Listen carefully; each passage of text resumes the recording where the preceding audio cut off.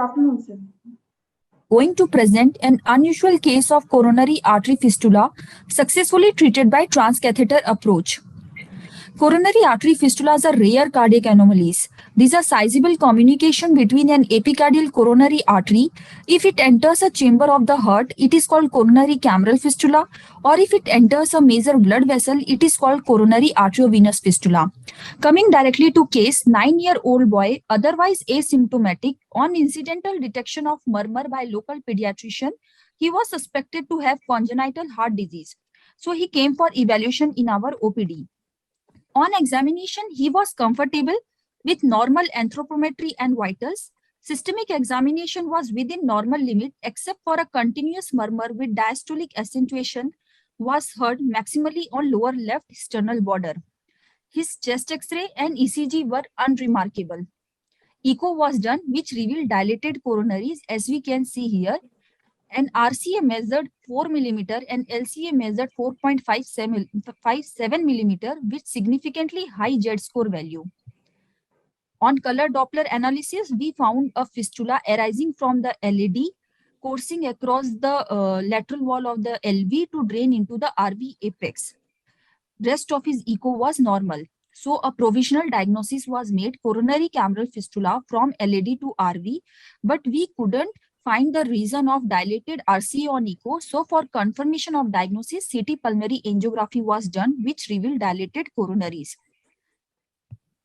And on running images of CT pulmonary angiogram, we can see a left-sided fistula arising from the diagonal branch of the left anterior descending artery, and on right side and another fistula was arising distally from RCA, and both the fistulas were coursing across the free walls of their respective ventricles to turn backwards, ultimately draining posteriorly into the RV apex at the same site.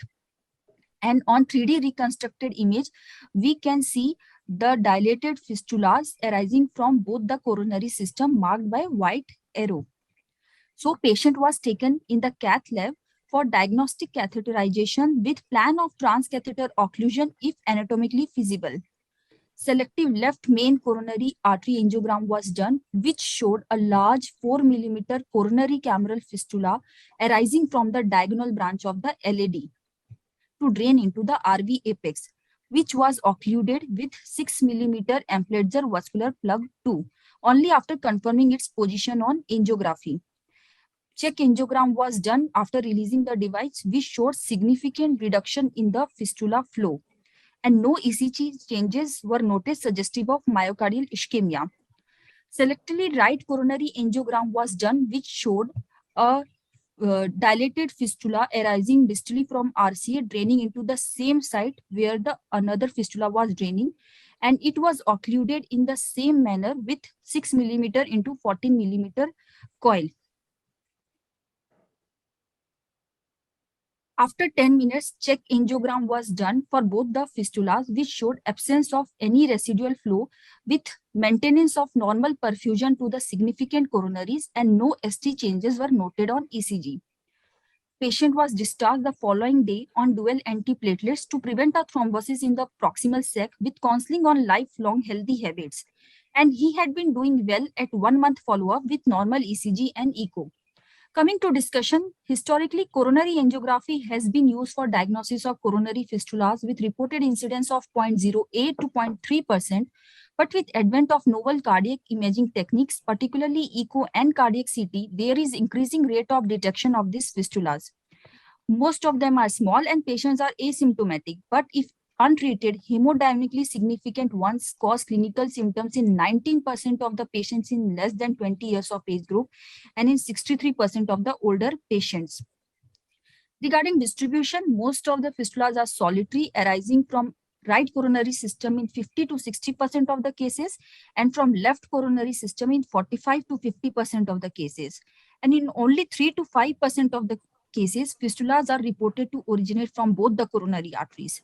Regarding drainage, 90% of the fistulae drain into right heart chambers or their connecting vessels, most commonly into RV, followed by RA and pulmonary artery. And in only 8% of the cases, they drain into the left-sided heart chambers.